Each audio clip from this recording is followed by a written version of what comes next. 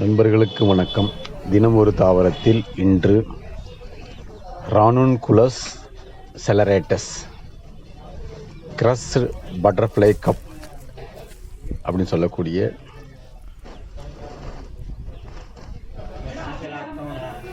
வடமொழியில் காந்திரா அப்படின்னு சொல்லக்கூடிய ஒரு தாவரம். இது ஒரு சின்ன செடி. நீங்கள் பார்க்குறது ரானுன்குலஸ் செலரேட்டஸ்.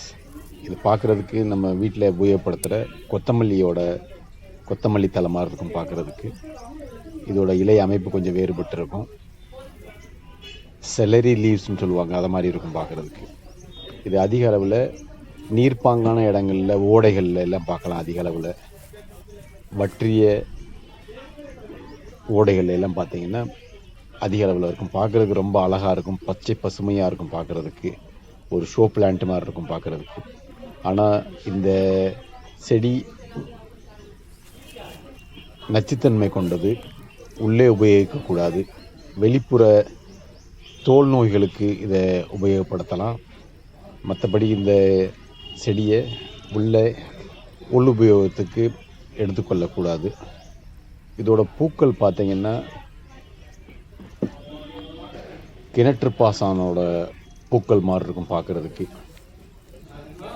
நீங்கள் பார்க்குறீங்க, அதோட பூக்கள் பார்த்திங்கன்னா கிணற்று பாசானோட பூக்கள் மாதிரி மஞ்சள் கலரான பூக்களாக இருக்கும் பார்க்குறதுக்கு. எப்படி இருக்குது பார்த்திங்கன்னா கிணற்று பாசானோட பூக்கள் மாதிரி இருக்கும் பார்க்குறதுக்கு அழகாக இருக்கும். இந்த செடியை வெளி உபயோகத்துக்கு மட்டும்தான் உபயோகப்படுத்தலாம். தோல் நோய்களுக்கு இதை உபயோகப்படுத்துகிறாங்க. அது மட்டும் இல்லாமல் தோலில் ஏற்படுற சொறி, சிரங்கு, காயம், அதுக்கு வெளிப்பூச்சா இதை உபயோகப்படுத்துகிறாங்க. அது மட்டும் இல்லாமல் வெண்புள்ளிகள், குஷ்டம் எல்லாத்துக்கும் இதை உபயோகப்படுத்துகிறாங்க. எக்ஸிமா அப்படின்னு சொல்லக்கூடிய நீர் கசிகிற தோல் நோய்க்கும் இது உபயோகப்படுத்துகிறாங்க. புற்றுநோய் கட்டிகளுக்கு குணப்படுத்தவும் இதை உபயோகப்படுத்துகிறாங்க. அது மட்டும் இல்லாமல் சாதாரண கட்டிகளையும் குணப்படுத்தவும் இதை உபயோகப்படுத்துகிறாங்க. உடம்புல வலி வீக்கம் உள்ள இடங்களுக்கும் இந்த செடியை உபயோகப்படுத்துகிறாங்க.